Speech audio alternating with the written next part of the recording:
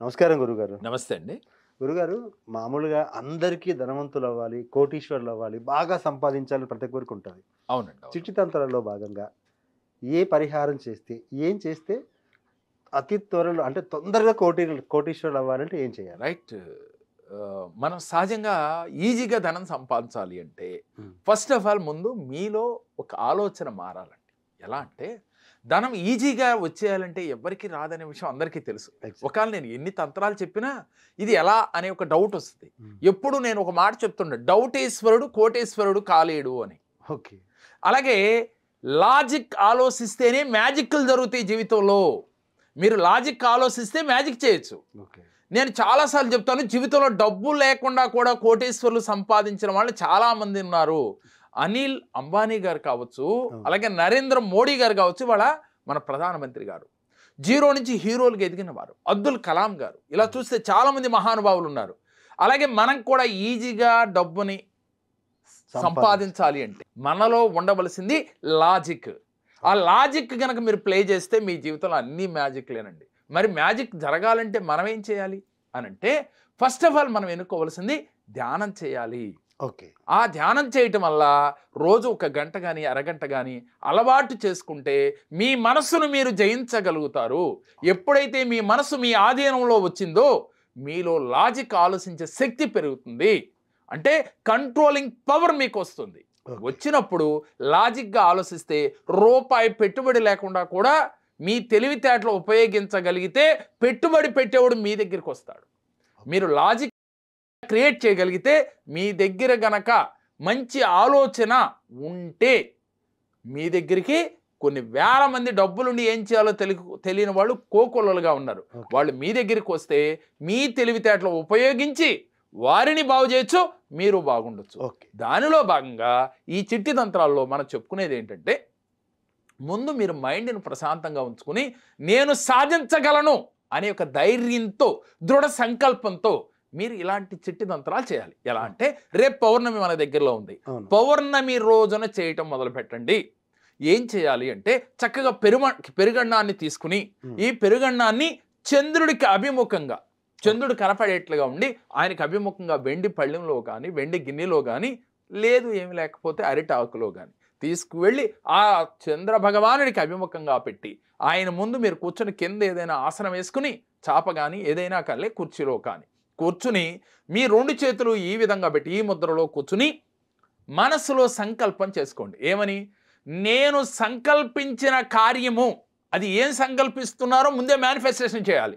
అంటే ఉదాహరణకి ఒక వ్యాపారవేత్త, ఆ వ్యాపారంలో నేను చేసే దాంట్లో మీకు సహజంగా నెలకు 10 లక్షలు వస్తుంటే ఈ నెలలో 20 లక్షలు రావాలి అని ముందే సంకల్పం చేసుకోవాలి. ఇలా సంకల్పం చేసి ఆ 20 లక్షలు వచ్చినట్లుగా భావన చేస్తూ, అంటే రావాలి అని అడగకూడదు, వచ్చేసినాయి. ఎలా వచ్చినాయి? చంద్రుడు యొక్క వెన్నెల మీ యొక్క సహస్రారా గుండా మీ శరీరం అంతా కూడా ప్రసరించినట్లుగా మీరు ఫీల్ అవుతూ మీలో ఉన్న నెగిటివ్, ఎప్పుడైతే ఒక లైట్ వేస్తే చీకటి ఎలా పారిపోతుందో చంద్రుడు వెన్నెల మీ శరీరంలో ప్రవేశిస్తే, చంద్రతత్వం అంటే మాతృతత్వము అని చెప్పుకుంటాం. అంటే ఆ చల్లని చూపులు ఆ వెన్నెల మన శరీరంలో ప్రవేశించగానే మీ మనసంతా ప్రశాంతంగా అయిపోయినట్లుగా, కొత్త కొత్త ఆలోచనలు క్రియేట్ అయినట్లుగా, మీరు చేస్తున్న వ్యాపారంలో నెలకి 10 లక్షలు కాదు 20 లక్షలు మీరు ఎంత మీ మనసు ఒప్పుకుంటుందో అంత వచ్చినట్లుగా ఫీల్ అవుతూ మీరు మేనిఫెస్టేషన్ చేయాలి. మేనిఫెస్టేషన్ అంటే యూనివర్స్తో, పంచభూతాలతో మమేకం అవ్వాలి.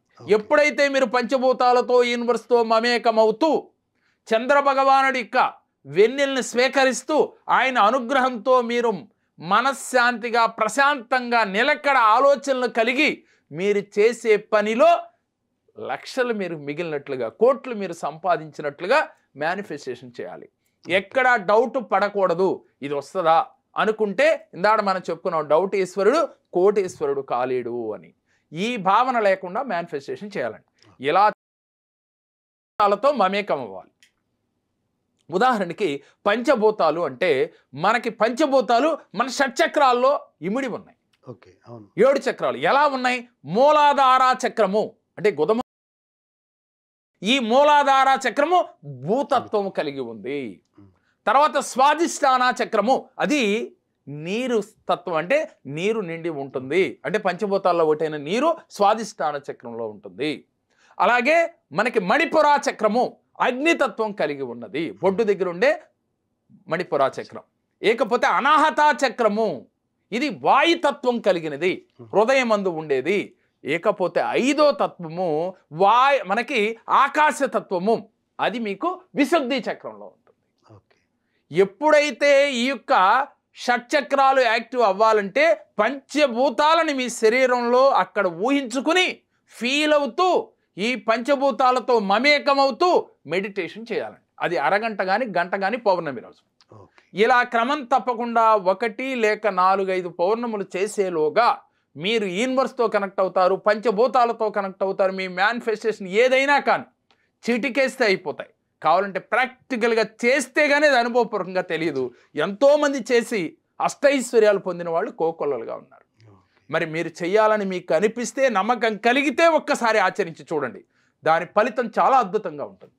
ఫైన్. అంటే ధనవంతులు అవ్వాలంటే డబ్బు లేకున్నా పర్వాలేదు, ముందు ధ్యానం, సెల్ఫ్ కాన్ఫిడెన్స్, అంటే ఏ పని చేసినా దృఢత్వం, అది నాకు ఉంది, అలా చేయగలను అనుకునే సంకల్పం చేసుకుని ప్రకృతితో మమేకం అయితే ఏ పనైనా సాధించవచ్చు. సాధించవచ్చు.